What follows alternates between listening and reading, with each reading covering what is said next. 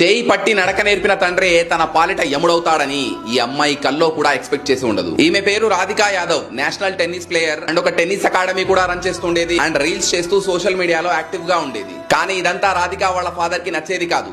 దీపక్ కి నచ్చకపోవడం వెనకాల ఈ సొసైటీ హస్తం కూడా ఉంది. దీపక్ తన సొంతూరు వెళ్లిన ప్రతిసారి అక్కడ ఉండేవాళ్లు, నీ కూతురు చిన్న బట్టలు వేసుకుని టెన్నిస్ ఆడడం ఏంటి, రీల్స్ చేయడం ఏంటి, తనని కంట్రోల్ చేయలేవా అండ్ ఒక ఆడపిల్ల సంపాదన మీద బ్రతకడానికి నీకు సిగ్గుగా లేదా అని దెప్పి పొడిచేవారు. ఇది దీపక్ ని మెంటల్లీ సైకో లాగా మార్చింది.